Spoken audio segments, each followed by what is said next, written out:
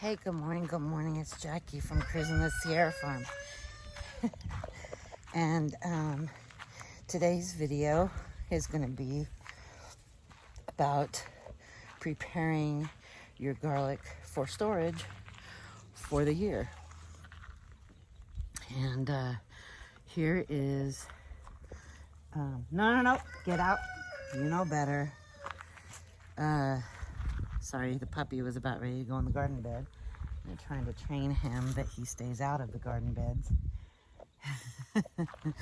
Anyway, so I cleaned up and weeded the garlic bed last night. The temps have been super hot here lately, so I've been trying to do most of my work in the evening. And so I cleaned it up and I planted the entire bed with beets. And those beets were from, if you've been following, I have been waiting on these beet seeds to dry. And some of them have. Hey, leave that alone. No.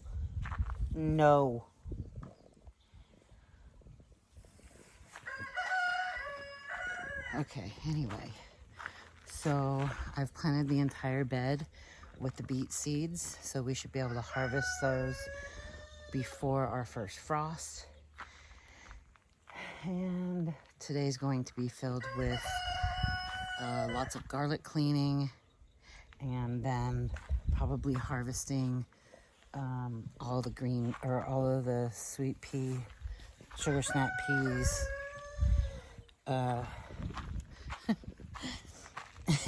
Look at him laying amongst.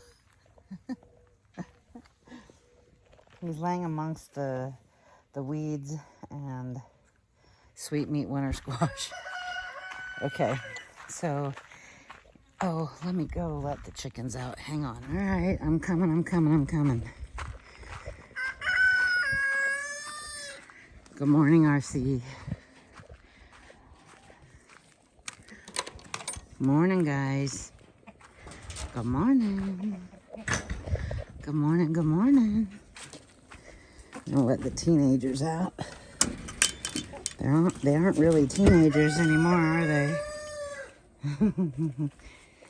I always love watching them come out because they just come running out and flap their wings everywhere, usually. They're gonna make me a liar.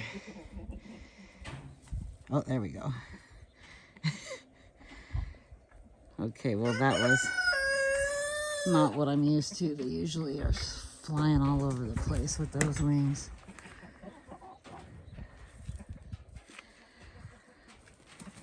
There we go. And they will eat on their greens for a while this morning, which they always do first. So here we are in the shelter this morning. And first things first, I wanted to kind of give you a little update. If you were following when I harvested these, I'll try to remember to link to the original video of me harvesting and putting these up to dry. You'll remember that there was still a good portion of the stalk of the garlic being green. And like there's a little tiny bit of greenness to this one, but for the most part, all of them have dried up, which is what you're looking for before you clean up and get them ready for storage. So that's what we're working on today, is making sure that they are good and ready for storage. First things first is you want yourself a good pair of secateurs. And so let me try to explain something to you first. So here where I live, it's a very dry climate. The humidity is really super low. I live in the high desert, so it's not something that's as big of an issue. However, because of living in a dry climate, we use what's called a swamp cooler instead of an air conditioner, and that does have water involved, and which creates a little bit of humidity.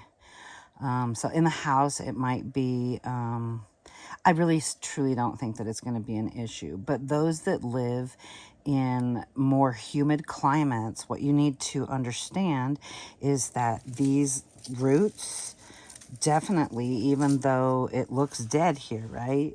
These can actually absorb moisture and cause your garlic to begin to grow. If you've ever had garlic sitting out for very long and you've seen the little green stems start to grow out of them, that's because it's getting moisture to grow. And so there are a couple ways that this can happen, is that they can get it from the roots or they can get it from the stalk. So to be able to store them properly, you do not want to cut here.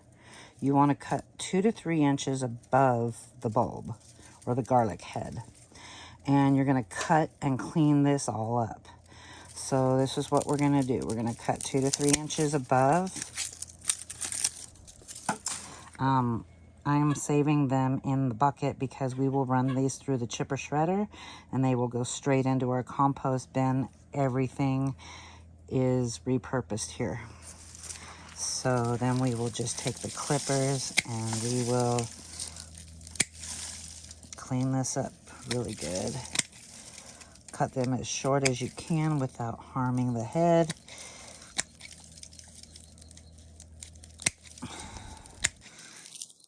And then usually if they're dried up appropriately, then you can just take your finger and brush the remainder of the dirt off. A little bit is going to be fine. And then usually this first little bit will just slide right off and you will have a perfectly nice head of garlic. And then my suggestion to you, I thought I had saved a larger grocery sack, but I cannot find it anywhere. But you do not want to put it in a plastic bag. That will retain any kind of moisture there might be. So it is either a, you will want to use either a woven basket, so there's airflow, or a paper sack. For now, I'm just going to use this small one I have until I can get a hold of a basket. And anyway, I have lots to clean up and get ready for storage for the remainder of the year. Some of this we will be, also let me say this really quick before I say, well, some of this I will use to freeze dry. But so if you have some loose paper here, you know, try to leave it on because you just want to protect the cloves that are in there. But if some do come off, it's fine.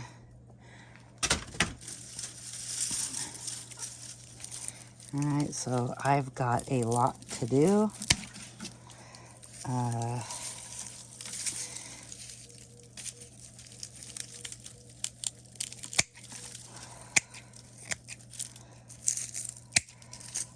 Oh, so back to the stem really quick. Okay, I'm gonna clean this up a little bit. So back to the stem, the reason that you want to cut it 2 to 3 inches is that, as you can see, this is pretty dry. But if I were to cut it back here, that just really allows the moisture to get to the head much quicker than the 2 to 3 inches would, right? So that's why we leave on that 2 to 3 inch stem there. So as you can see, I have a lot to go. I've got some onions here. Well, I got so many more than this, but for the most part, it's kind of the same process here. Cut those off. I did cut these a little bit closer, and we're letting these dry out. I have so many more of these going. I am saving the onion skins, so this is important, and I'll tell you why in a future video. But we have a few of them here. So Yes, the process is a little bit the same. I guess I could have left a little bit more on the end of there, but these are going to be freeze dried. So if you're going to be doing it for long-term storage, then I would definitely go a little bit longer. But these will be chopped up and put in the freeze dryer, so no need for me to really get crazy on it. All right. So we will let those keep drying and get back to the garlic. So I hope you found this video helpful and informative. And if so, would be great if you shared it with others and give it a thumbs up. That would greatly help the channel. And come back and see the next video when we get it posted. All right. You all have a great day. Bye.